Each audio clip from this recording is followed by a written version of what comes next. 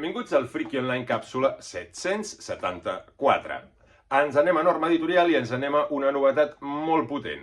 El nou àlbum de Jordi Lafebre, Soc el seu silenci, publicat simultàniament en català i castellà, evidentment a fora amb altres idiomes, però aquí tenim la simultaneïtat d'idiomes. Ara aquí tenim l'edició en català, són iguals, format franco-belga, gruixudet i història autoconclusiva. No porta extras.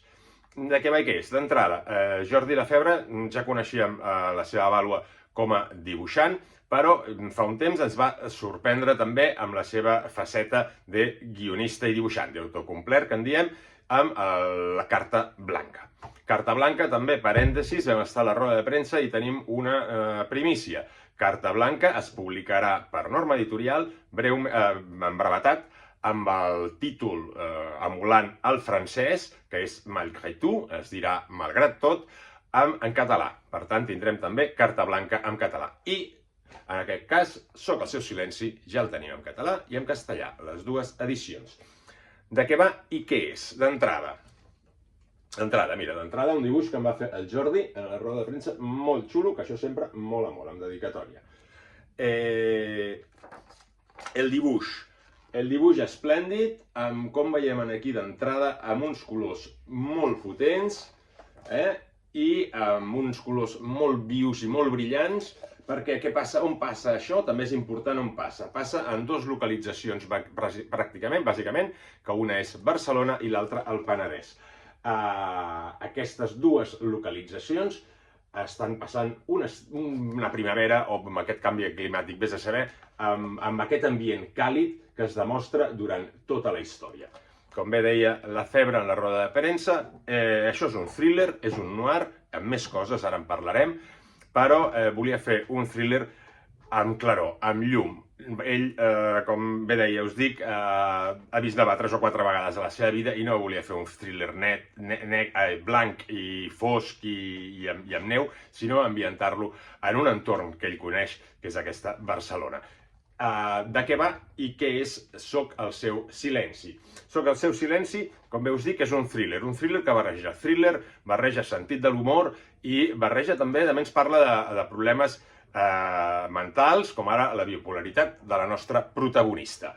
La nostra protagonista, Eva Rojas, és una psiquiatra, una psicòloga, que li han tret la llicència perquè tenen dubtes de que estigui bé del cap. Té que passar una avaluació i així ens comença la història. Ella apareix ràpidament a casa del psiquiatre que l'ha d'avaluar i a partir d'aquí ella arriba superesverada, fumant com una carretera, no la deixa fumar, però ella va fumant constantment, fuma molt, ja us ho dic ara, fuma, folla, veu, s'ho passa teta en la seva bogeria. Un personatge realment molt xulo, i que arriben allà i el psiquiatre, per avaluar-la, li diu: explica'm què t'ha passat durant aquesta darrera setmana. Intenta d'explicar-m'ho cronològicament i així ens anirem avaluant.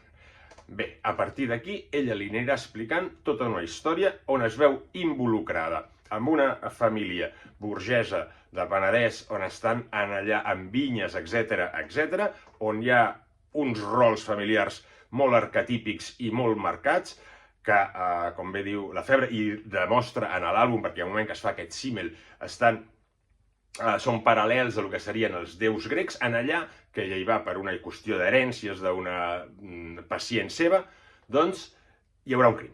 Hi haurà un crim i ella, en lloc de fer el que li diu la policia, que és tornar cap a casa, doncs, ella és la que descobreix el cadàver, doncs s'involucra en la investigació d'aquest crim de totes maneres.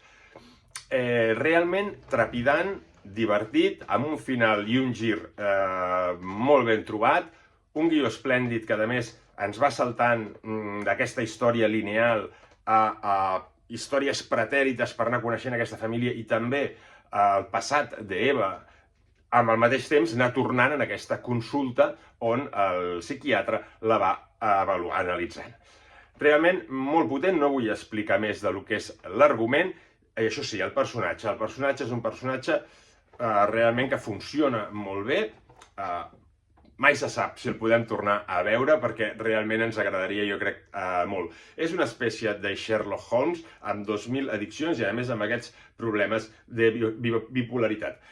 És divertidíssim, enèrgic i t'enganxa durant tota la història. El ritme, com veus dic, és trepidant i l'humor, un humor molt ben posat, no és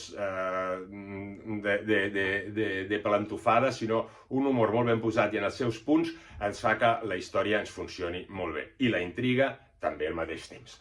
El dibuix, com bé sabem, a la Febre, esplèndid, i com bé us deia, amb aquests tons molt càlids, per demostrar-nos aquesta Barcelona i aquest Penedès també càlids, amb aquests ambients solellats, fins i tot les nits, les nits també ja veurem que també són uns capvespres càlids, i molt interessant tant el color com el dibuix com la narrativa i el guió.